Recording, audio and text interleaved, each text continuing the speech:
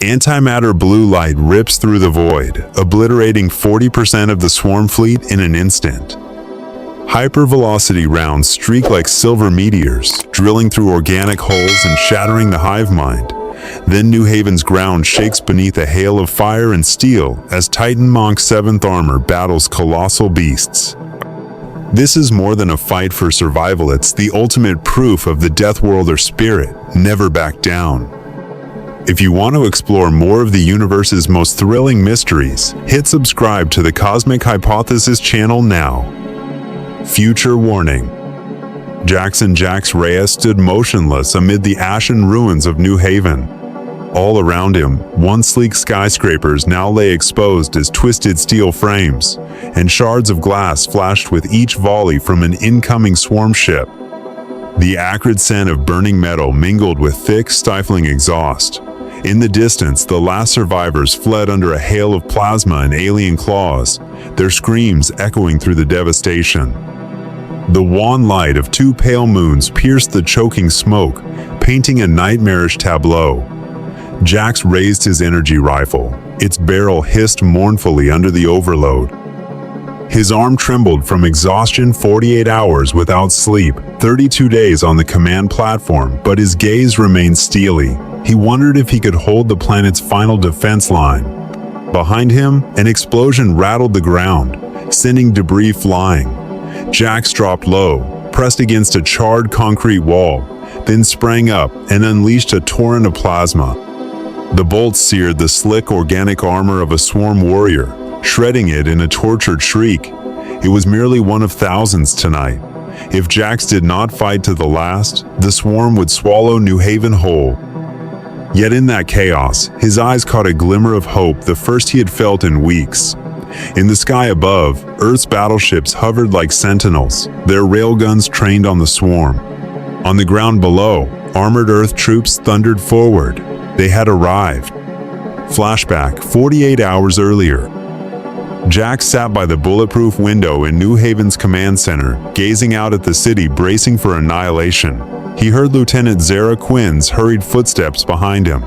"Jax, report," she called, her voice unsteady with fatigue. He turned, his eyes shadowed. 2 weeks left. The swarm is 2 weeks fastest paced flight from this system. He loaded a spare energy cell, and the Alliance is silent. Zara bit her lip. Emergency broadcasts went to every core sector, every provincial base of the Alliance. They received them, but offered no reply. Jax nodded, head bowed. Are they calculating tactics or avoiding us? Earth is the only place that can save us. He frowned at the impossibility. Earth lay 60 light-years away, and under the Saul Treaty, no Earth military could deploy beyond its own star system. Yet now, they risked every regulation. He recalled Fleet Admiral Morgan Hayes' voice over the comms. "We have received New Haven's signal. Prepare for immediate military aid." He had never met Hayes, but her announcement had made his heart pound. For Jax, it wasn't just good. Nusit was a miracle. The alarm siren blared again. Jax whirled, firing his last shot at the charging swarm. A brilliant flash, and the creature disintegrated into ash against the temporary defense barrier. He drew in a breath, summoning his remaining strength. "Zara, Orion here," he shouted, pointing at the tactical display as Earth's fleet formed a protective line in orbit. Zara strapped on her helmet and dashed over. Gasping, she said, "They're professionals. They set up the perimeter as soon as they got here." Jax laid a hand on her shoulder, their eyes meeting. "Right. Stand up and fight for New Haven, for our families, for everyone." Silence fell for a heartbeat before the battle's roar returned. Jax closed his eyes, remembering his mother's words. "Son, when the storm comes, don't bow your head. Open your arms to the wind." Now, amid the ruins, Jaxon Reyes squared his shoulders. He lowered his rifle, grasped the pole of New Haven's flag white and blue moons on black flapping in the smoke-laden wind, and whispered to himself, "Deathworlders never back down. New Haven the abandoned gem. A mere 3 years ago, New Haven gleamed like a jewel at the heart of the Orion Arm, a testament to humanity's unyielding spirit and the collaborative dreams of countless pioneers. The colony rose from barren rock through sheer determination and unity, settlers from diverse worlds pooling their talents to forge a community where differences did not divide but enriched. At dawn, the photonic arrays of the solar harvesting towers bathed the artificial forests in golden light, revealing a profusion of verdant foliage. Native flora interwove with exotic saplings imported from distant homeworlds, bioluminescent vines from Vespera, crystalline ferns from Azura Prime, and towering Illyrian oaks genetically engineered to thrive in Orion's harsher conditions. A gentle breeze rustled through the leaves, carrying the soothing susurration of hidden streams and the faint rhythm of mechanized waterfalls that supplied the city's water supply. At night, eco-reflective walkways glowed softly beneath travelers' feet, guiding them safely through tree-lined boulevards suffused with the delicate luminescence of biolamps. Under the pale glow of twin moons, the city's sinuous waterways wound through urban canyons like silver serpents, reflecting skyscrapers of steel and glass, designed to complement rather than conquer the landscape. Architects blended gleaming alloys with transparent ceramics to craft high-rise terraces where gardens draped downward in vibrant cascades of green. Suspended transit pods zero-emission, magnetic levitation vehicles glided soundlessly between spires, ferrying residents and visitors alike without disturbing the teeming ecosystems below. As dusk fell, New Haven transformed into a sea of pastel lights. Cerulean hues mingled with soft rose tints, casting a dreamlike aura over plazas, parks, and plazas alike. Lovers strolled along embankments, strewn with petals from floating gardens, and street orchestras performed moonlit concerts on amphitheaters carved from living rock. To newcomers, the sight was nothing short of breathtaking, an otherworldly sanctuary of beauty and tranquility. But New Haven's true brilliance lay not only in its aesthetic splendor, but in the vibrant tapestry of its culture.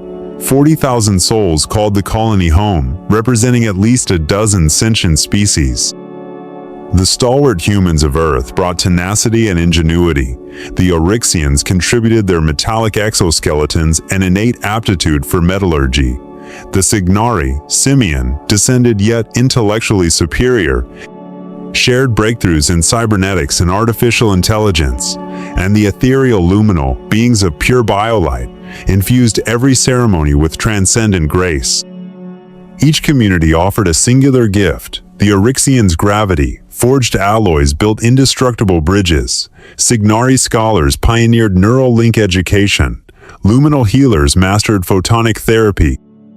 And the Terran settlers' agricultural acumen sustained the colony with engineered supercrops. Festivals synchronized with lunar cycles became the heartbeat of New Haven. Under full moons, plazas filled with otherworldly instrument sharps of crystal strings, percussion bowls that sang with quantum resonance, and wind chimes tuned to subharmonic frequencies. Musicians blended archaic folk melodies passed down through Earth's history with avant-garde harmonies crafted by extraterrestrial virtuosos. Holographic dancers traced shimmering trails through the air, reenacting legends of interstellar voyages and ancient cosmic gods. Markets overflowed with exotic textiles, bioluminescent art installations, and craftworks that fused tradition with innovation, ceremonial masks that doubled as AI conduits, garments woven from living fiber that adjusted to the wearer's biometrics, and aromatic herbal elixirs that soothed both body and mind. Governance rested on a multi-species legislative council, a body committed to environmental stewardship, cultural respect, and the pursuit of knowledge. At its helm sat Representative Antony Reyes Jackson's father, whose Signari heritage and diplomatic acumen earned him widespread esteem. Under his guidance, laws were penned to safeguard bioreserves, regulate transgenic experiments, and foster egalitarian exchange. New Haven boasted a state-of-the-art medical complex where gene splicing and nanite-based therapies cured ailments once deemed incurable. An interstellar academy offered scholarships to prodigies from colonies across the Arm, and research into dark matter yielded theoretical frameworks that promised to revolutionize faster-than-light travel. Many believed New Haven destined to become the Orion Arm's new crucible of science and culture and enlightenment reborn among the stars. Yet beneath the colony's radiant veneer, unease quietly took root. Merchant caravans skirting the Orion border began delivering troubling reports of hollow-shell creatures, swarm vessels teeming with voracious bioconstructs decimating frontier outposts. Whispers circulated among council chambers. What if the Alliance Kenoder will not come to our aid? Some officials opted for discretion, fearing panic might fracture the fragile harmony. Rumors unfurled that the Galactic Alliance, ever protective of its inner worlds, might deem New Haven too expendable if the swarm threat escalated. But most inhabitants found solace in alliance treaties, proud of their diplomatic ties to the Armada's strongest powers and confident that help would arrive when needed. Then came the day when alarms shattered the idyllic calm. From the preliminary warning station in high orbit, flashing crimson dots appeared on Lieutenant Jaxon Reyes' radar scope. At that time, he served as a junior security officer responsible for planetary defense coordination, yet the sight stole his breath away. The indicator shifted from yellow to red. The swarm was converging on New Haven. Within minutes, military channels crackled with commands to secure arsenals and prepare evacuation protocols. Where once soundtracked by flute melodies and choral harmonies, the city now echoed with hurried footsteps and muted cries of fear. Sky lanes clogged with emergency transports, MedCorps units rolled out protected by mobile shields, and families clutched ration packs as they descended into subterranean shelters. Artificial groves, once havens of serenity, lay cast in stark relief under red flares, every leaf trembling like a warning of the cataclysm to come. More devastating than the creatures themselves was the Alliance's deafening silence. For 62 agonizing hours, distress signals poured into interstellar communication nets. Not a single relief convoy emerged from the horizon. Alliance bulletins referred to the swarm simply as a migratory anomaly, requiring no kinetic intervention. Headquarters dispatched a sterile apology. Regrettably, New Haven is outside our current priority zones. Millions across the galaxy turned away, and the radiant gem of Orion seems suddenly abandoned. Its protective mantle stripped away. Despair collided head-on with clinging hope as New Haven's denizens faced the chilling reality. They were on their own. And yet, in that moment of betrayal, the colony's true test began. Bonds forged in times of peace now held the promise of unity under fire. New Haven's people, once lulled by utopian dreams, must now summon the resilience that first built this shining world. For when the galaxy turns its back, only the courage of a single planet can defy the darkness. The command center of New Haven pulsed with eerie green light as dozens of radar and communications arrays cast quivering patterns across the steel walls. The steady drone of coolant fans felt like a synthetic heartbeat, straining to keep alive the colony's last sanctuary. At the central holo console stood Lieutenant Jaxon Reyes, eyes locked on a scrolling distance readout, 14.6 light-years to Earth at best-case FTL speeds. On paper, that gulf was hopeless, far too vast for physical relief, but their cutting-edge quantum uplink via the UDF Einstein research vessel promised near-instant signal exchange. Even so, each tick of the clock tightened the noose around New Haven's throat. Beside him, Lieutenant Zara Quinn's fingers hovered over a diagnostic panel, her gaze flicking anxiously between schematics and decaying morale graphs. Every minute, the swarm advances another sector closer, she whispered, voice taut with urgency. When will our support arrive? Jax inhaled slowly, tapping the console's tempered glass surface. We've cycled through every open channel, he replied, tone measured despite the tempest inside him. Einstein's transceiver is processing our last data packet. If their decryptors hold, we'll have a response in 12 hours. Even as he spoke, dread and hope warred in his chest, hope born of necessity, dread born of centuries of broken promises. Chief Marshal Orion Hale entered through the blast-sealed doorway, shoulders hunched beneath the weight of grim news. His weathered face, lined by a lifetime of command decisions, reflected the conference lights. "Jax, evacuation convoys are prepped but only have capacity for 5,000 souls," he reported, voice low. 35,000 others remain. He paused, the pale glow highlighting the worry knotted in his brow. Jax offered a curt nod, jaw set like forged alloy. "Prioritize women, children, and critical personnel, medics, engineers, communication specialists," he said. "We cannot afford chaos." Down in the transit corridors, armored evac units move families towards subterranean shelters, their force calm amplifying the stifling dread. At a side console, Lieutenant Arlo Finch hunched over a series of frequency modulators, his gloved hands dancing across touch-sensitive panels. He tweaked the FTL uplink's resonant filters, amplifying the residual echo from Einstein's receiver. Every adjustment was logged. Meticulous Laney misalignment could sever their lifeline. Zara leaned over his shoulder, eyes tracking the oscillating waveform.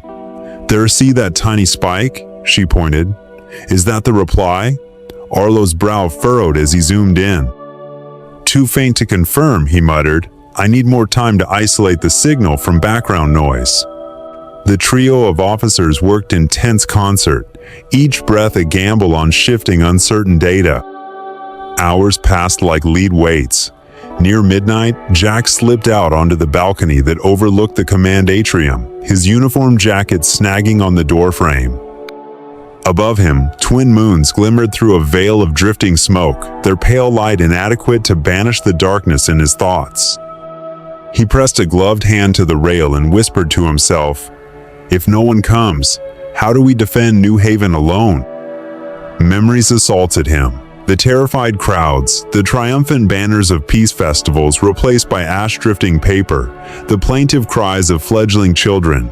Yet deeper than fear was resolve. He straightened his spine and drew breath. "We will not yield." Back inside, the command chamber fell silent as Zara's voice cut through. "I'm picking up structured interferences, Horde, repeating bursts." Jackson Arlo snapped to attention, crossing to her station. The flickering monitor showed pulse patterns unlike any mechanical malfunction. Jax's heart hammered. This could be Earth's response. Arlo hit the recording prompt and fed data into the central AI for decryption. Forwarding to main processor, initiating content analysis. All around, officers ceased routine tasks, drawn to the possibility that relief was at hand. In a dimly lit corner, a handful of battle-weary soldiers leaned against crates, weapons slung but at the ready. They eyed the staff's pale faces with wary skepticism. Sergeant Kai Morgan spat on the deck, voice rough. "Don't believe the hype," he grumbled. "Alliance gave us the cold shoulder when the swarm hit our fringe outposts. Why would they risk fleets for us?" He checked his armor seals methodically, each click echoing doubt. Yet, even as he spoke, his fingers tightened around the stock of his rail carbon, unspoken testament to his commitment. Jax passed by and clapped a hand on Kai's shoulder. "We need faith," he said quietly. "Even the smallest spark can ignite this darkness." An emergency strategy session convened at the far end of the hall. Orion Hale addressed his senior officers in urgent whispers. "If the alien reply fails to materialize, we enact Plan B. Activate the city's plasma shield grid and deploy the mass driver arrays in low orbit. Each battery must be ready to fire within 60 seconds of my command." Jax keyed commands into his wrist console. "Relay orders to all defense stations, no delays." Outside the reinforced windows, scaffolds of missile launchers and plasma emitters tracked designated fire axes humming with lethal potential. Beneath the rising tension, a grim determination took hold. Time dwindled. On the main display, a countdown timer in stark red numerals ticked off the hours to the FTL Window's expected response, now down to 6. Zara stared at it, pupils reflecting the cold glow. She drew her breath, recalling her mother's words from childhood. "Faith is the river through the desert." Closing her eyes, She steadied herself. "We must believe," she murmured. With 5 minutes remaining, Arlo isolated the suspected uplink echoes and cleansed them of cosmic static.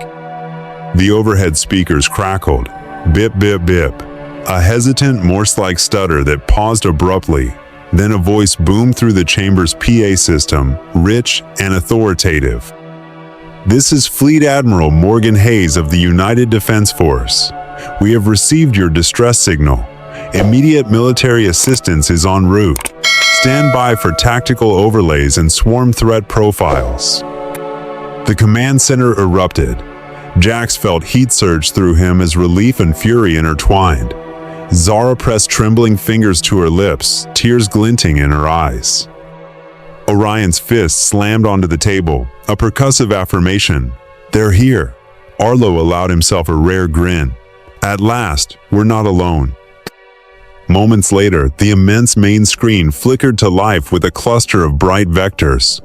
300 United Defense Force escort frigates converging on New Haven's orbit. Convoy tenders and battlecruisers formed protective screens as orbital railguns powered up. In the red-hued glow of alarm beacons, soldiers and civilians alike rallied. Where once despair threatened to claim every soul, now steeled defiance rose. The final stand to reclaim New Haven had begun. The encounter with the Earth fleet. The moment of first contact. The command center's primary display flickered with rapid bursts of sickly green as the space suppression sensors awakened to an unexpected sight. Rather than the erratic swarm of alien vessels charging toward New Haven, the screen revealed a formation both precise and defiant. Hundreds of pinpricks of light arranged in perfect alignment above the planet's orbit. Lieutenant Jaxon Reyes let out a strangled growl of astonishment. These aren't swarm ships," he murmured, hardly daring to believe his eyes. "The shape of hope." A cacophony of excited shouts rose from the assembled captains and officers. Zara Quinn sprinted to Jax's side, her face alight. They're human," she exclaimed. The display zoomed in, revealing the unmistakable silhouettes of Earth's United Defense Force vessels. Over 300 warships of every class, arrayed around the colossal flagship. Railguns bristled along their hulls, guided torpedo launchers lined each flank, and super-heavy missile silos loomed like armored teeth. Painted boldly on the prow and flanks was the blue and earth-brown insignia of the UDF, proclaiming a single truth: salvation had arrived. A message from Fleet Admiral Morgan Hayes. The PA system crackled to life with the Admiral's voice, clear and commanding. "This is Fleet Admiral Morgan Hayes of the UDF Resolute. New Haven Colony, your distress beacons have been acknowledged. Stand by for immediate military support and evacuation protocols." Her words hit the room like thunder, and for a moment, the only sound was the hum of the power conduits. Jax felt adrenaline surge through his veins as hope ignited like wildfire in every soul present. Engineering marvels of Earth's Armada. The holographic tactical grid shifted to a 3D rendering of the UDF Resolute itself, a nearly 2-kilometer behemoth reinforced by layered energy shields and anomalous steel alloy plating resistant to plasma bombardment. Escort frigates Thunderchild, Dauntless, Vanguard class-circled like vigilant guardians, their sleek forms dwarfing the smaller planetary defense craft of New Haven. Orbiting scout satellites unfurled high-energy laser arrays, scanning the upper atmosphere below in preparation for precision orbital strikes. Every design choice spoke of decades of combat engineering, redundant life support nodes, adaptive hull plating, and modular weapon bays ready to reconfigure for any threat. Voices in the command center. Jax turned to Chief Marshal Orion Hale, voice tight with emotion. "What's their first move?" he asked under his breath. Orion's weathered face remained impassive, though his eyes blazed. "They'll deploy atmospheric containment fields to shield the city from kinetic debris," he explained. "Then they'll bring down the railguns in synchronized volleys to break the initial swarm onslaught." Zara interjected, eyes gleaming. and Earth's ground forces will establish phalanx battery posts immediately upon disembarkation. The plan unfolded like clockwork, a symphony of military precision hitherto unseen by New Haven's defenders. The first shore landing. Less than 10 minutes after Admiral Hayes' declaration, the orbital skyline glowed with rippling waves of antimatter exhaust. Transports glided in silent descent, their landing tethers extending as heavy-duty support arms locked onto geological anchors. Crates of heavy armor and mechanized troop carriers clattered onto the landing pads. Tens of thousands of tons of emergency rations, armored vehicles, and automated defense turrets unfurled from container modules, touching down on the eastern and western staging zones. Each unloading sequence was choreographed to minimize exposure to swarm disruptors and maximize readiness. Interwoven forces. Earth soldiers filed out in Titan Mark 7-powered exoskeletons, hydraulic servos hissing under the weight of advanced weaponry. The synchronization between UDF Marines and New Haven security teams was instantaneous. Zara led a unit of local officers to meet Colonel Alara Stone, the Earth Ground Commander. Stone's gaze was steel-tempered with compassion as she barked orders through her comms unit. Deploy perimeter shields and emplace sensor lances on our 6 flanks. We hold here until our orbital guns finish their sequence 72 hours to repulse the swarm. The collaboration was seamless. New Haven's intimate planetary knowledge complemented Earth's overwhelming firepower. Holoconference with Admiral Hayes. Jax was invited aboard the Resolute's bridge virtually. A holo projection room materialized in the command center, and Fleet Admiral Hayes appeared, larger than life. Her uniform bore the faint scorch marks of prior engagements, yet her bearing was calm. "Captain Reyes," she said, voice resonant, "we understand the Alliance's neglect. Earth does not abandon its kin. We answer because New Haven represents more than territory, it symbolizes hope among disparate worlds." Jax's throat tightened. "Sir, Admiral," he corrected himself, voice raw. "Thank you. On behalf of all of us, thank you." A new doctrine of warfare.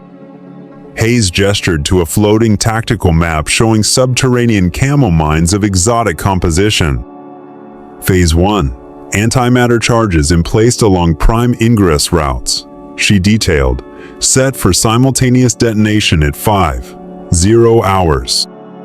Phase 2. Orbital railgun strikes at 5:03, cutting through the upper atmospheric entries. Phase 3. Mobile fusion warheads deployed via light transport drops at 5:05 to shatter any swarm foothold. She met Jax's eyes. These bioconstructs have numbers, but no discipline. They've never faced soldiers forged in the crucible of Earth's harsh environments. Jax smiled grimly. "Deathworlders," he said quietly. Hayes nodded. "Exactly. Readying for battle." Leaving the holodeck, Jax walked among New Haven's defenders newly outfitted with UDF-supplied ordnance, thermobaric grenades, high-density rail rounds, automated attack drones armed with neodymium-tipped projectiles. Every recruit ran drills in small squads, relearning basic tactics under the watchful eyes of veteran instructors. The air crackled with anticipation. Where dread had reigned, now steely determination took its place. Launch of the 3-phase assault. As the UDF fleet settled into its orbital bastion, Jax convened an all-hands briefing in the Black Card Room, a secure planning chamber lined with biometric locks. Representatives from New Haven's Defense Forces, UDF command staff, and Chief Engineer Arlo Finch gathered around a holotable. Jax tapped the display. Phase 1. Detonate antimatter mines at designated approach corridors exactly at 5:00. Phase 2. Initiate railgun salvo from orbit at 5:03, synchronized across 5 firing platforms. Phase 3. Deploy tactical fusion charges from drone carriers at 5:05, targeting residual swarm clusters. Eyes glowed with resolve as the countdown began. United resolve. The appearance of Earth's fleet did more than tip the scales militarily. it rekindled New Haven's spirit. From the youngest bioengineer trainee to the oldest council elder, every citizen donned protective gear, checked personal comm units, and drilled basic first aid protocols. Jax paused by a squad of Eryxian youths, their chitinous armor polished to a lustrous sheen. He clasped one's shoulder guard. Show them why New Haven is more than a colony, it's our home. A new dawn of defiance. Before departing the command center for his station, Jax cast a final glance upward at the orbital line of UDF warships and unbroken wall of lights against the void. He whispered to himself, "They have come. Now we prove why we deserve to be defended." As Zara's voice chimed softly behind him, "We're no longer alone." Jax offered a steady nod. Together, they faced the dawn of New Haven's greatest trial, hearts aflame with unity and the unshakable conviction that they would prevail. The secret exchange, a treasonous decision. The summons came without warning. No sooner had the echo of Earth's fleet faded than Chief Marshal Orion Hale's voice crackled through Jaxon Reyes' comlink. "Report immediately to the UDF Resolute for negotiations with Fleet Admiral Morgan Hayes." The urgency in Hale's tone brooked no argument. Though Jax had known the Admiral's name for only a few hours, he understood instinctively that this meeting would mark a turning point.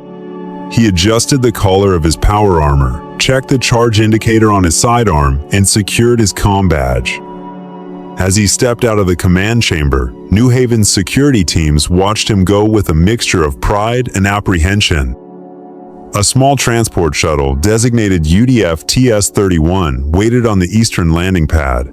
The hatch hissed open, and Jax boarded alongside a veteran escort squad. The engines ignited with a muted hum as the shuttle ascended through the Council's protective atmosphere. From a reinforced viewport, Jax watched New Haven's pale blue-green orb recede beneath a patchwork of artificial forests and shattered skylines.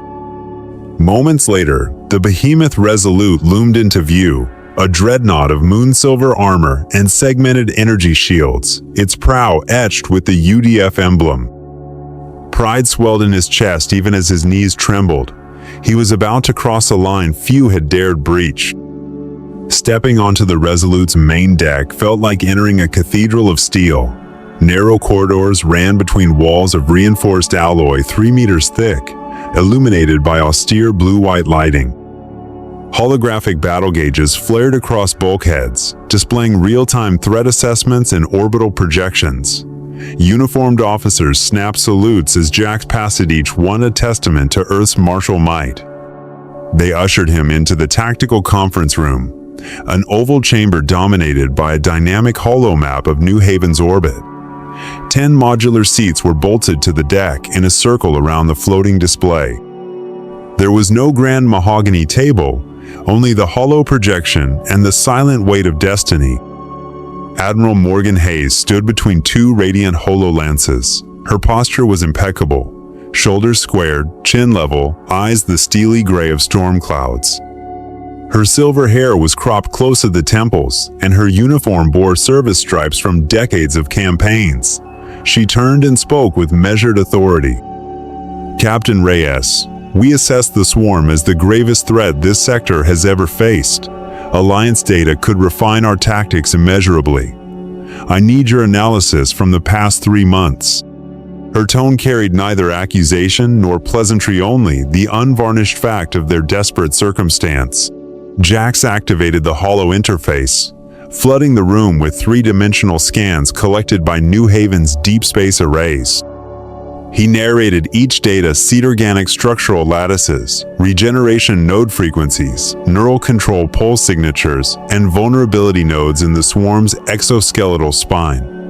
Wherever possible, he zoomed in on high-resolution cross-sections as Chief Engineer Arlo Finch's remote feed panned across a captured specimen. Eyes around the circle followed each vector and fractal pattern, cataloging every weakness. The holograms glowed with alien geometry, imperfect, fascinating, and lethal. But as the Admiral's counselors murmured approval, Jax felt a knot tighten. This intelligence bore a Black Ops classification under Article 35.6 of the Orion Treaty, strictly restricted to Alliance military channels. Any unauthorized disclosure to a non-alliance force constituted high treason, punishable by removal of command, revocation of citizenship, or worse, vitriol for endangering galactic security. He swallowed hard, acutely aware that this council room was beyond New Haven's legal jurisdiction. The gravity of his choice pulled at him like a gravity well. Admiral Hayes's gaze remained unwavering. "Captain," she said quietly, "we know this contravenes Alliance protocol, but without your data, New Haven will fall. I pledge on every star in the UDF's charter that this intelligence will remain sealed and used exclusively for planetary defense." The hollows cast shifting shadows on her face, lending her words the tone of both a plea and a promise. Jax knew that the Admiral's oath carried the weight of her fleet's honor and the lives of thousands. His mind raced back to the faces of New Haven's citizens, children clutching ration packs, elders huddled in sub-level refuges, medics scrambling to tend to wounded under plasma fire. He remembered Orion Hale's command, "Every minute we hesitate costs lives." In that instant, arcane legal codes faded beneath the urgency of survival. No clause, treaty, or ambassadorial nuance mattered more than the 0 souls depending on his choice. Jax drew the slim data crystal from a hidden pocket, New Haven's entire strategic dossier, refined through endless nights of analysis. His armored glove trembled as he inserted it into the Resolute's data port. The port slid open with a pneumatic click, and the crystal's nanolink cascaded across the Admiral's console. Holographic streams of encrypted files erupted upward. FTL scan matrices, vulnerability heat maps, swarm, spread predictive algorithms. The crystalline glow bathed the room in cerulean light as every byte leapt into the UDF's archives. Admiral Hayes placed a steady hand on Jax's shoulder. "You have done more than share data," she said, her voice gentler now, touched by gratitude. "You embody the Deathworlder spirit, resilient, unyielding in the face of annihilation. Earth thanks you, and so will the generations that follow."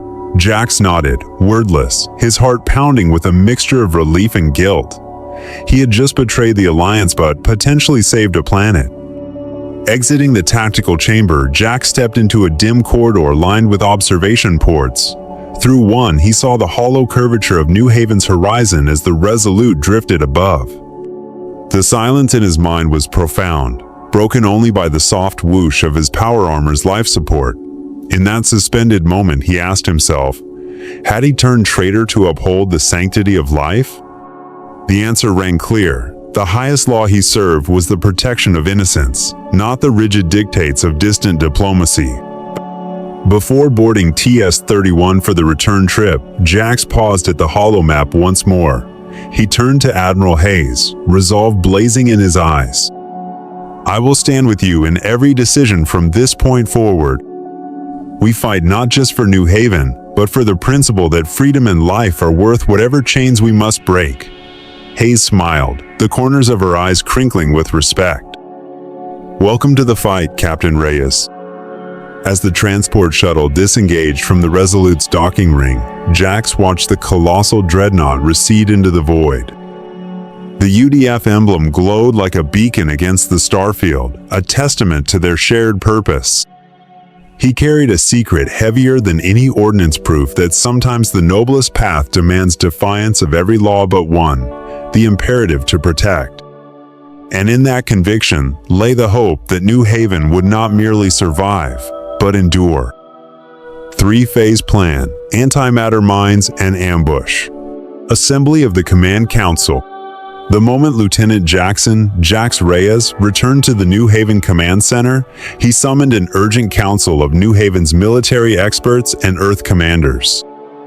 The briefing room's holomap bathed the faces of every attendee in flickering light, tracing three critical approach corridors: the southern flank, the northeast bearing, and the western arc around the planet.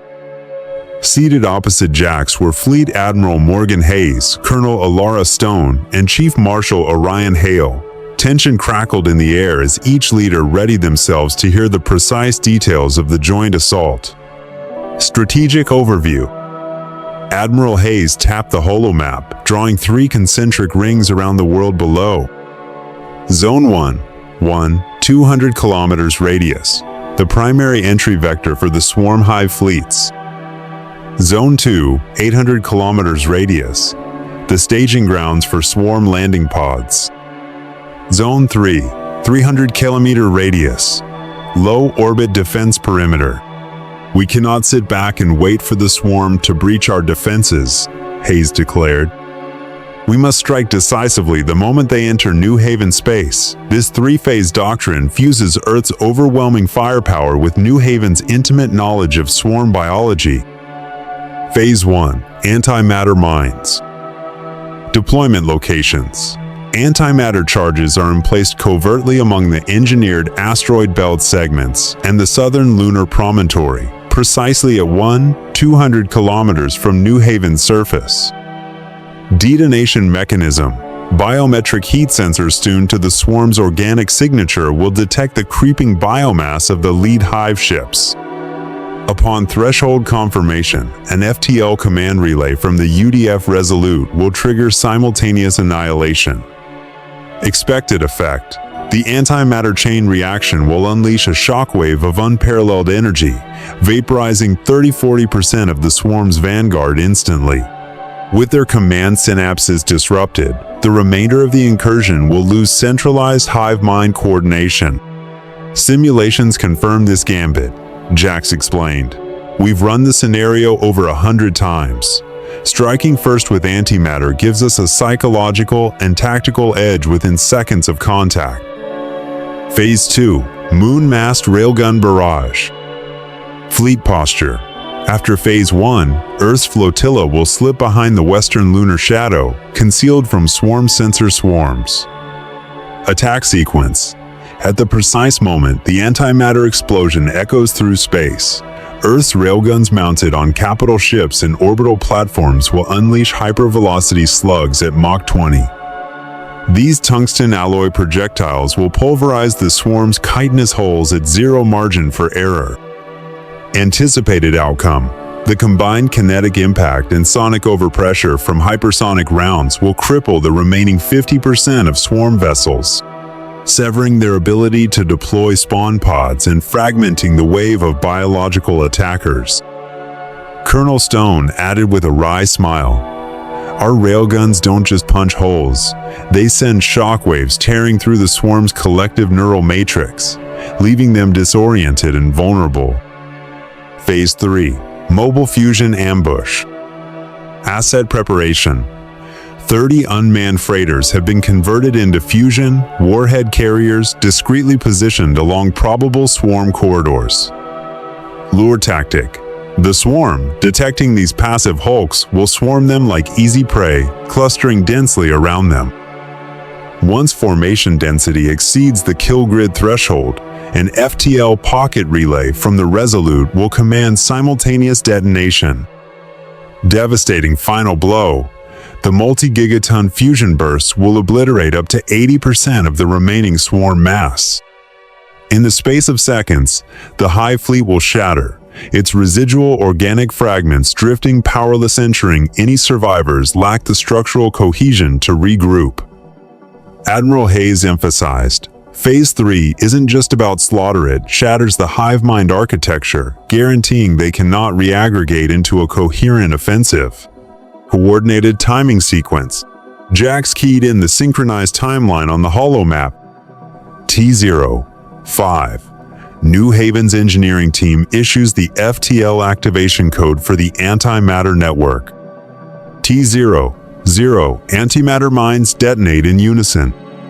T+02. UDF fleet emerges from lunar cover to engage. T+03. Railgun batteries commence broadside volleys. T+04. Surface-based mass drivers, electromagnetic artillery, fire in support of Phase 2.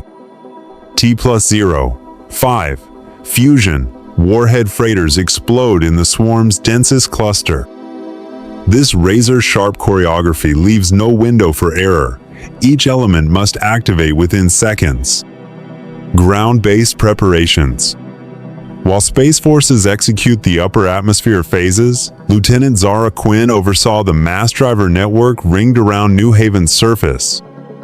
These electromagnetic accelerators hurl hardened steel penetrators to altitudes of 300 kilometers, creating a kinetic curtain beneath the orbital assault. All stations report readiness, Zara barked. Ensure your elevation optics are locked to within 0.3% of target. Technicians adjusted the guidance array in tandem with Chief Engineer Arlo Finch, calibrating the field coils for pinpoint accuracy. Integrating swarm intelligence. Jax reminded the room of the swarm's fatal flaw. They are hyper-reactive to concurrent shock impulses and cannot regenerate structural integrity if multiple segments are breached simultaneously.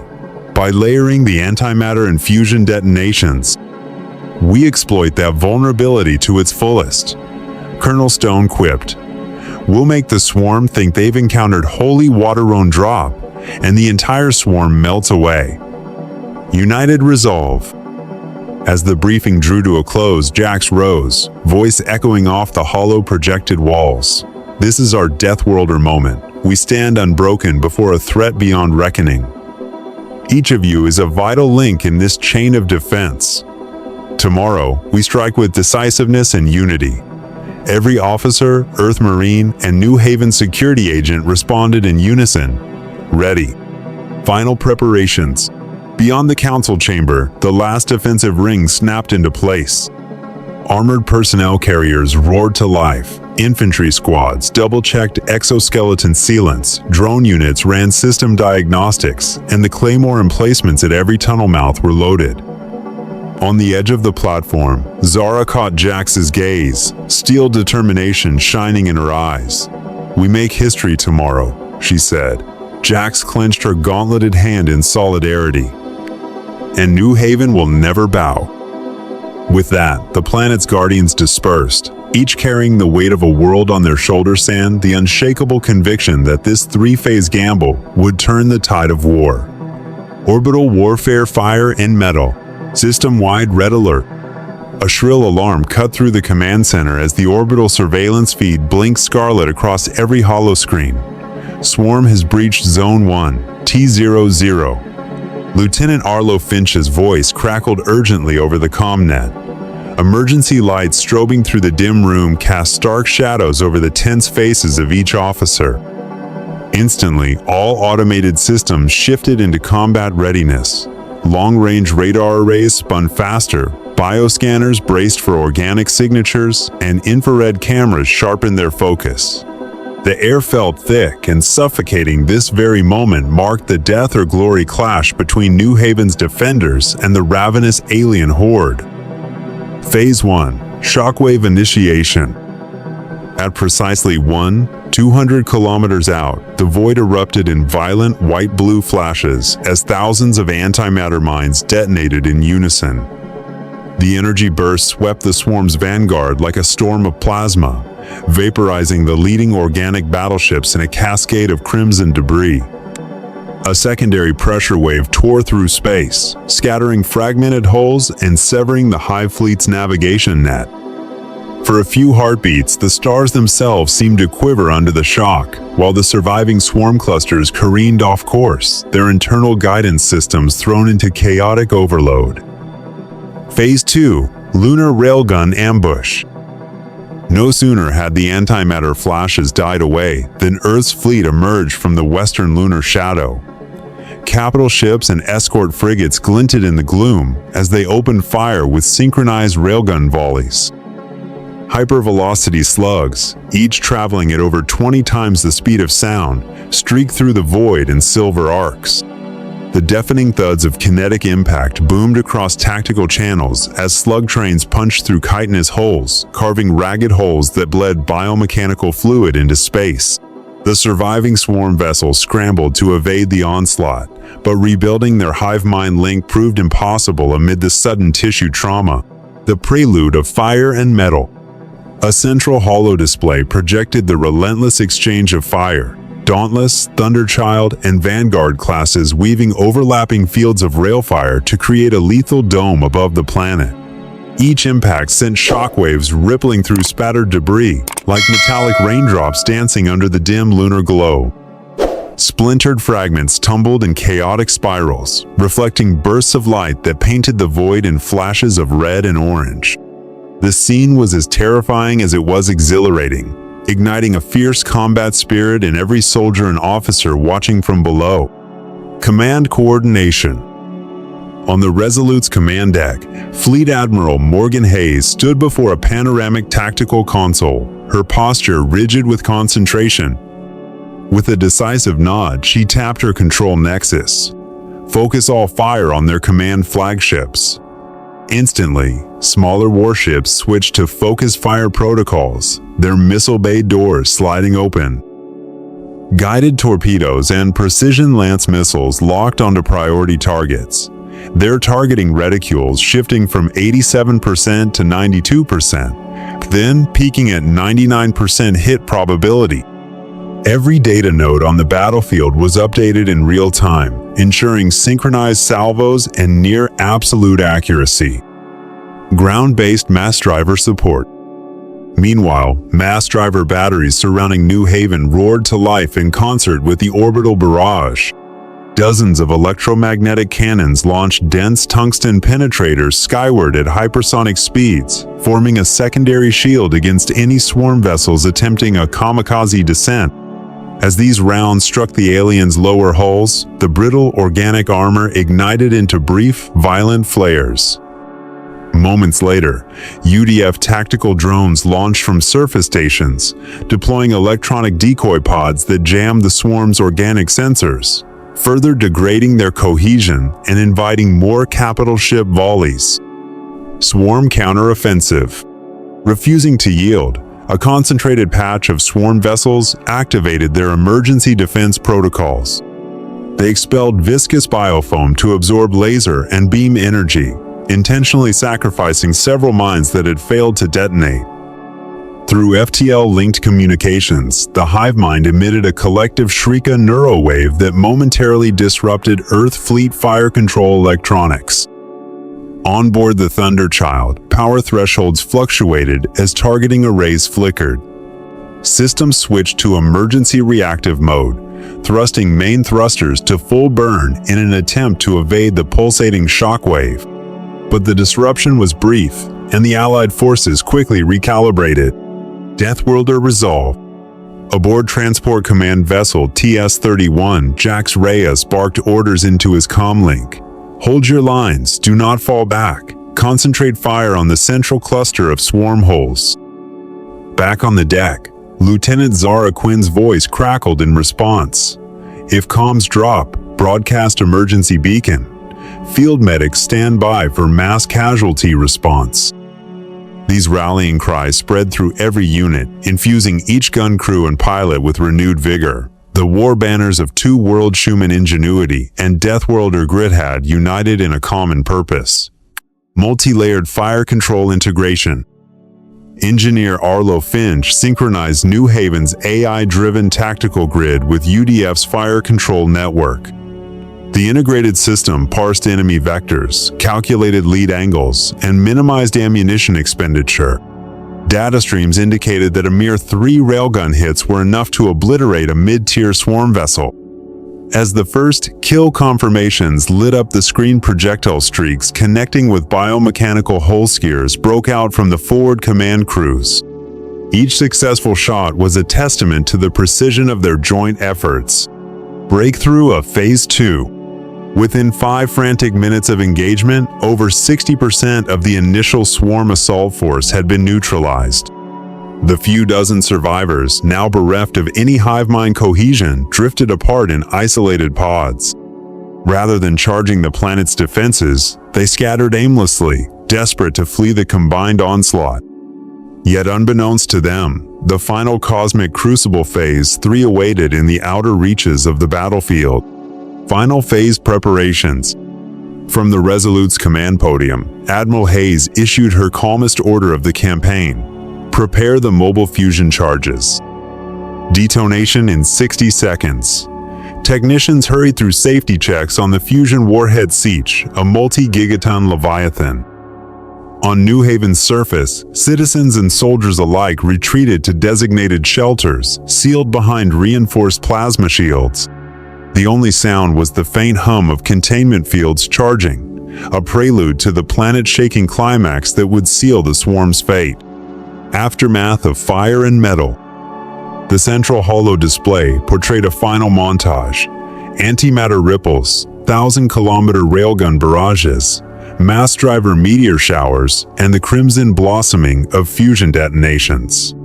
Each layer of attack peeled away at the swarm's bioarmada, reducing living matter to ash and inert traces. As the virtual dust settled, an eerie silence reigned in the void-only drifting wreckage, and embers of hot metal remained to mark the battlefield. Hope rekindled. The command center erupted in triumph. Phase 2 complete, 65% of hostile forces neutralized. Jaxon Reyes' voice cracked as he spoke into the mic. "We did it. At least the first step." Lieutenant Quinn wept with relief, and Chief Marshal Hale exhaled deeply for the first time in days. Under the blinking red lights, the assembled crew celebrated a victory born of fire, metal, and unwavering resolve. In that crucible of spaceborne warfare, New Haven's hope had been resurrected, and the legend of the Deathworlder spirit shone brighter than any star. Ground battle blood, sweat, and steel. Preparing the final perimeter, dawn's pale light filtered through the reinforced viewport of New Haven's subterranean command bunker, but offered no comfort. Outside, columns of armored personnel carriers, mechanized walkers, and mobile defense modules rumbled into position along the city's circumference. Earth's infantry and New Haven's security forces worked side by side, erecting automated phalanx turrets, calibrating electromagnetic cannons, and planting biochemical trap clusters. Lieutenant Zara Quinn stood behind the main cannon emplacement, eyes fixed on her targeting console. "This sector marks the first landing zone," she announced, fingers dancing over holo buttons. "Deploy 2 heavy battery teams and the dual-terrain drones here." Tension before the storm. Earth had supplied 200 Titan Mark 7 heavy combat suits to the Joint Ground Force. Each exoskeleton weighed 120 kilograms, bristling with thermonuclear grenade launchers and close-quarters pulse rifles. Soldiers tucked 8 specialty ammo magazines into waist pouches. In the damp confines of the command bunker, Sergeant Kai Morgan adjusted his optical sights, brow furrowed. "When the swarm hits, they'll descend like an unstoppable flood," he muttered, voice low. "There's zero margin for error." The biological impact. A shrill ground invasion alert jolted the entire city. The ground shook as swarms of drop drones pierced the thin lower atmosphere. Their heat shielding flared incandescent as they screamed earthward, disgorging hundreds of organic shells that fractured on impact. From each husk burst forth towering quadrupeds and hexapod screechers over 2 meters tall, their glossy exoskeletons rippling with an otherworldly sheen and rows of serrated fangs. They roared in unison, charging through synthetic undergrowth and smashing into high-voltage barricades. Fierce up-close combat. Fire! Jaxon Reyes' voice rang out above the roar of battle as ground troops formed wedge formations. Pulse rifles bloomed with electric arcs, hurling bursts of kinetic energy that sent swarm beasts twisting into the air. Each shot felled only a handful. The enemy numbers were overwhelming. A second wave formed a sweeping arc, lobbing plasma grenades that detonated in cerulean flares, carving swaths through the advancing horde and carving breathing room for the artillery batteries to engage. Blood and sweat. The battlefield quickly became stained with dark, viscous blood and the metallic tang of heated tissue. Field medics darted among the lines, braving 4-meter claws and spittle spray to drag wounded soldiers to cover. Dr. Ellen Vasa Cygnus, medical intern turned frontline surgeon, worked under flickering emergency lights, removing embedded chitin shards from a Marine's thigh. "No room for weakness," she whispered, coating the wound with accelerated clotting gel. "Hold on, you'll live." Exploiting weaknesses. New Haven's intelligence analysts had identified two lethal vulnerabilities in the swarm: extreme heat sensitivity and susceptibility to shockwaves. Under General Stone's orders, combat engineers planted a ring of microfusion charges along the perimeter cables. Activation cables snaked back to forward command posts. When the second wave pressed too close, Colonel Elara Stone authorized detonation. In rapid succession, pockets of high-energy bursts ignited, vaporizing swarms of creatures and sending survivors into disoriented retreat. Unbreakable resolve. From a remote command console, Chief Marshal Orion Hale watched the feed from reconnaissance drones. He turned to Jax on the station's hololink, pride and concern etched on his face. "Maintain the pressure, Reyes. Do not give them a chance to regroup." Jax's armor bore scorch marks and impact fractures, but his eyes burned with resolve. He raised his rifle and charged a towering swarm colossus, its head larger than any human torso, and squeezed off a burst at its jointed legs. With a screech, it pitched forward like a felled tree. Harmonized tactics. Earth soldiers and New Haven security units fought in seamless concert. One squad pinned the creatures with suppressive fire, while another launched electro-stun grenades that scrambled neural impulses. Drone swarms lit their targets with laser designators, painting them for the heavy autocannons. Amid the chaos, a single command echoed through every radio: "Advance, hold your ground, never yield." Discipline and unity turned the tide, leaving the enemy little room to maneuver. Hotspot of resistance. In the central commercial district, formerly a tranquil plaza of communal gardens, ruined steel frames and shattered vendor stalls bore witness to the carnage. Troops activated the plasma lining barriers, then unleashed charged particle beams that seared through alien hide. Engineer Maria Delacroix adjusted the energy feed with trembling hands, stability at 97%, raising to 100. Each successful burst thinned the enemy ranks, the once dense swarm now creeping slower through the ruined streets. The final coup de grace. As the swarm's localized numbers dipped below 25%, Captain Davis's voice sounded through the comms. Phase 3 deploy, fusion mobile charges.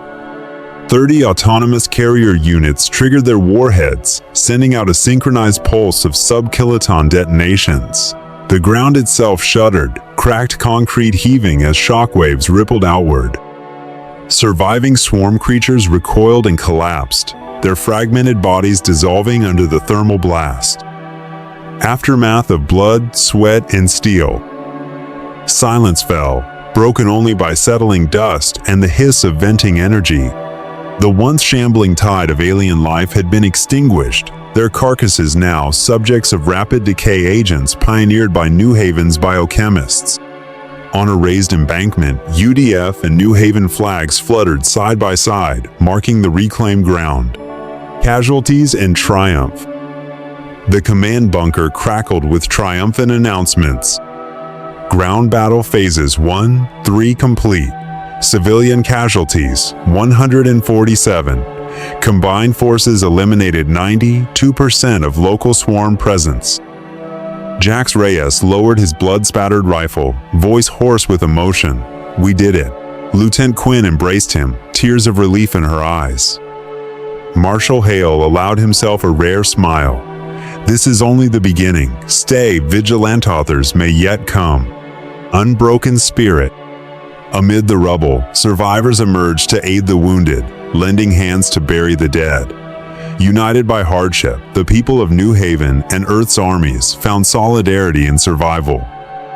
Under the soft glow of the late afternoon sun, the battered city rose anew from its scarce defenders, bound by shared sacrifice and the unbreakable resolve of the Deathworlder spirit. A beacon of hope. Standing before the assembled troops and civilians, Jax raised his fist to the sky. "Remember this day, when all seemed lost, we stood together and fought. That unity and courage are our greatest weapons. New Haven shall never bow." A thunderous cheer answered him, echoing across the shattered streets and signaling the dawn of a hard-won peace. Aftermath and power negotiations. Echoes after victory. On the third dawn following the final assault, New Haven awoke to an air of solemn renewal. The acrid smoke that once billowed from shattered spires had begun to disperse, revealing the soft glow of its twin artificial moons.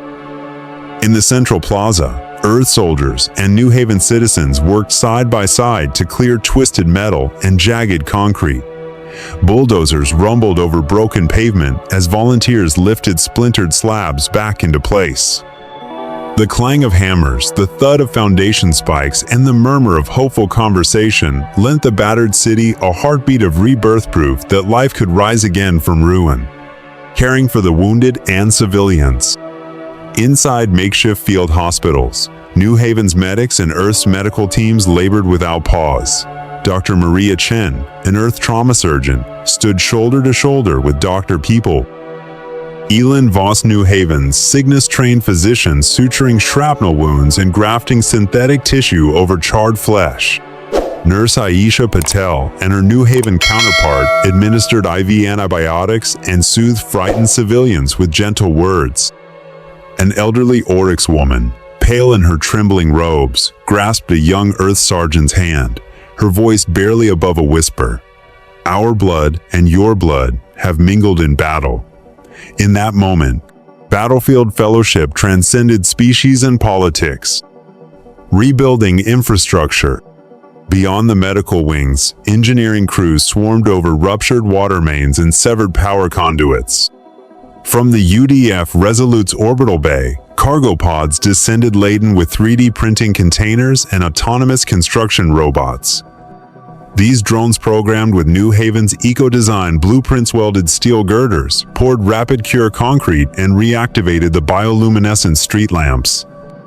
Earth engineers interfaced their robust military-grade repair systems with New Haven's environmental grid, orchestrating a recovery pace that astonished even the most optimistic survivors. Within hours, entire blocks that had been unrecognizable husks were humming with restored power and running water. Commemorative honors. As twilight fell on the fourth evening, a small ceremony convened in the heart of the plaza. Captain Jaxon Reyes, Fleet Admiral Morgan Hayes, Colonel Alara Stone, and Chief Marshal Orion Hale took the stage before the assembled crowd. Torchbearers lit braziers that flickered around the double-moon flag of New Haven. Children waved miniature banners, while elders rose to applaud the Allied champions. Mayor Selena Price addressed the throng, her voice echoing off the restored facades. We have not merely survived, we stand stronger. United by courage and sacrifice, the crowd's roar of approval shook the reinforced walls and carried into the night sky. Lingering grief. Yet even in celebration, sorrow lingered. Nearly 300 civilians had perished in the onslaught, and countless families mourned lost loved ones. In the temporary memorial courtyard, rows of white markers stood like candles against the gathering dusk, each etched with a name and species insignia. Floral wreaths woven with midnight blue petals from New Haven's synthetic gardens lined the central pathway. Jaxon Reyes stood silently before one marker bearing his fallen comrade's name, pressing a fist to his chest. He bowed his head, swallowing grief and vowing that no sacrifice would be forgotten or in vain.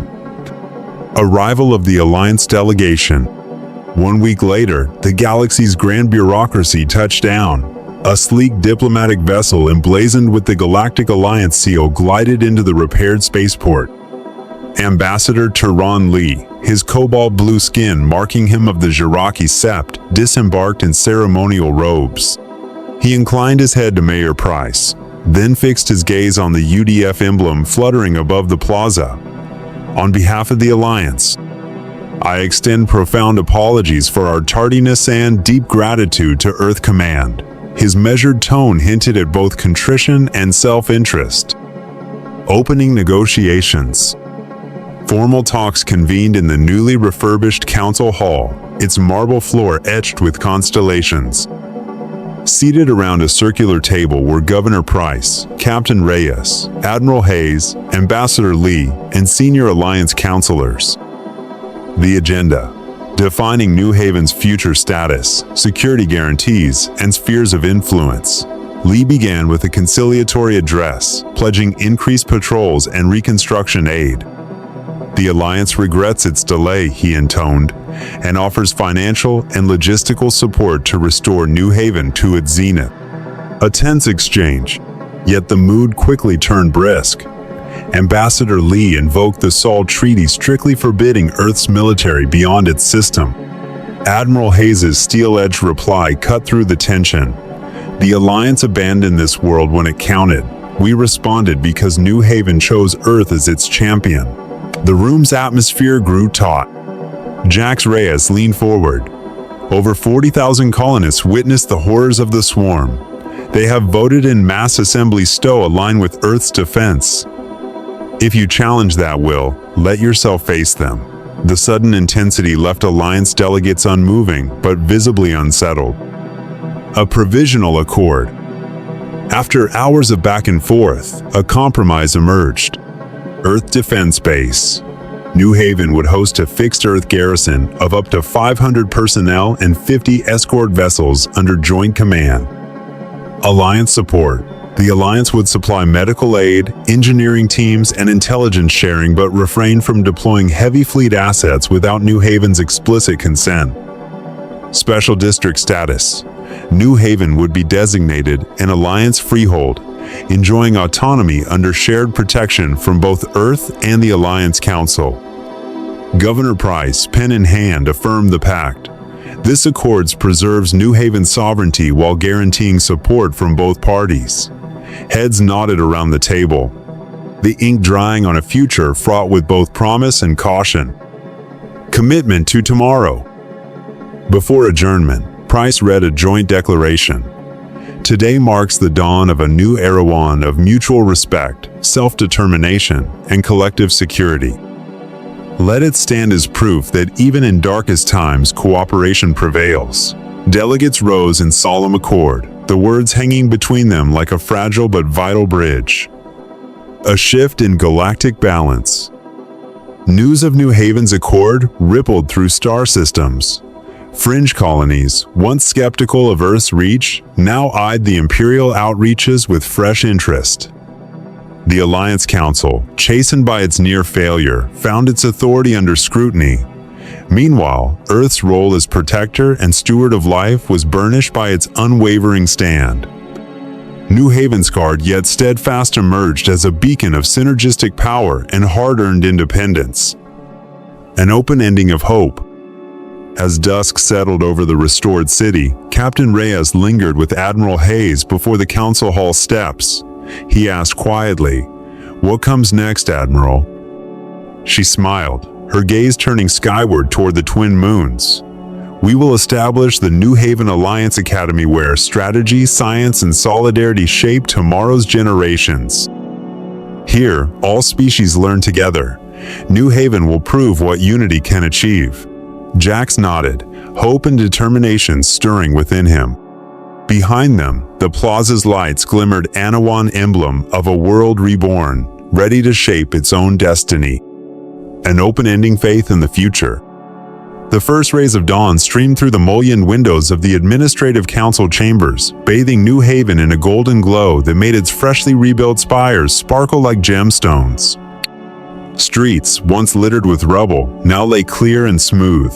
Eco-lights along the boulevards had reactivated, their soft cerulean beams painting the pavement in serene patterns. The twin artificial moons still hovered overhead, but beneath the morning sun they had become cultural icons rather than the city's only source of light.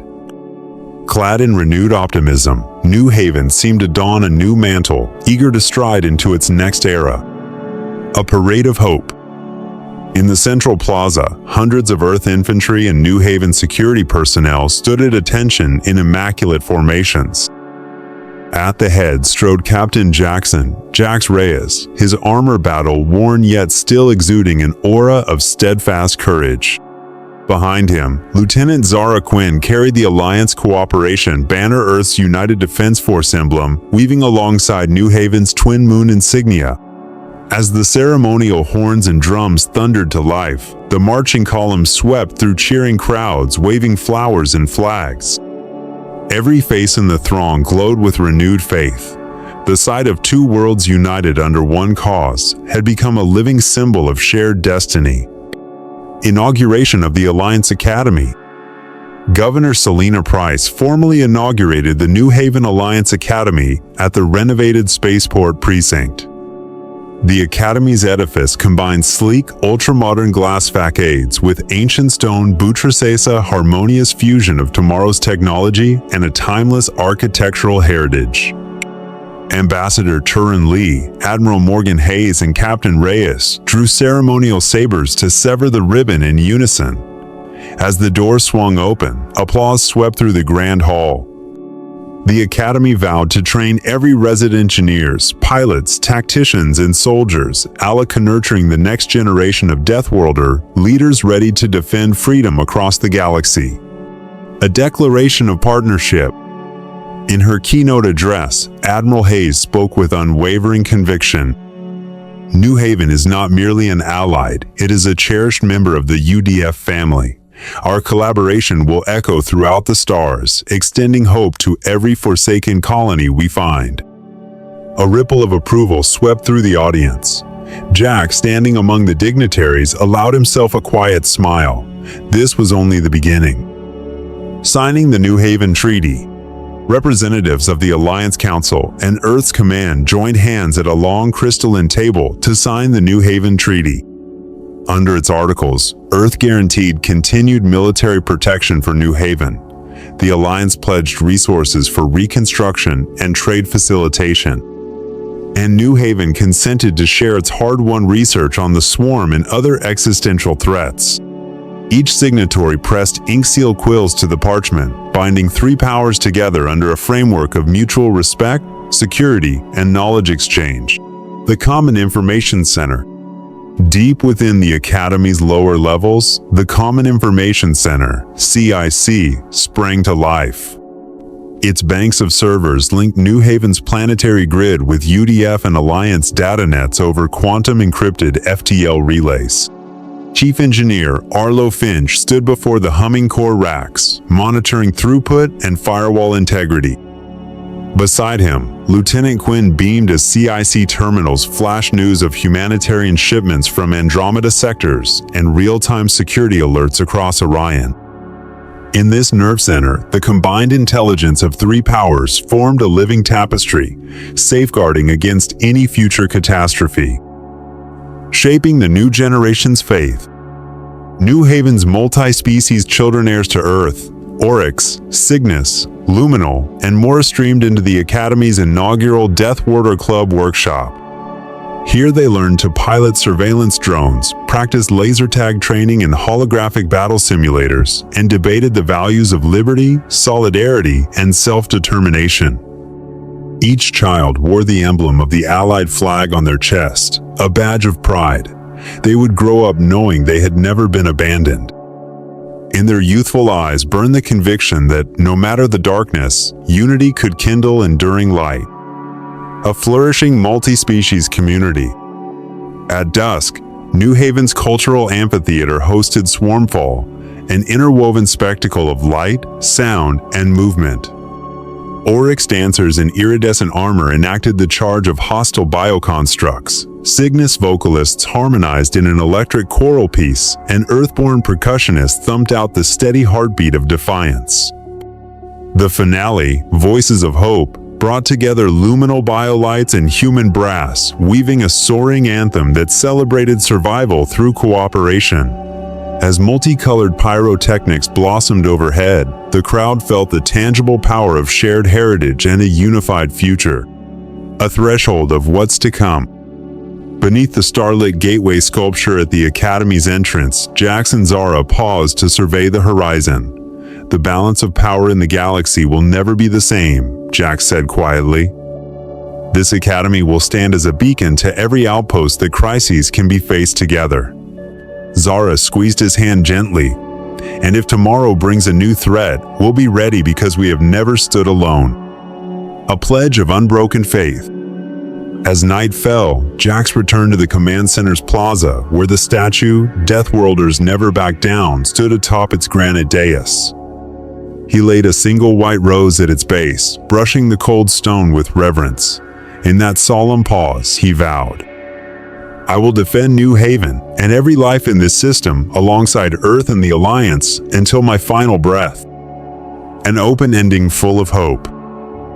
The central holoscreen flickered to life one last time, tracing the constellation of the Orion Arm and highlighting New Haven's system in brilliant azure.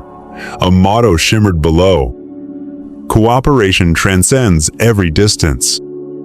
Then Jax's voice resounded through the command net. "We rose from the ashes of despair. Tomorrow and every day after will be greater than today." In that promise lay the true legacy of the Deathworlders, a story unfinished, a future unwritten, but forever anchored in the unbreakable bonds forged amid fire and steel.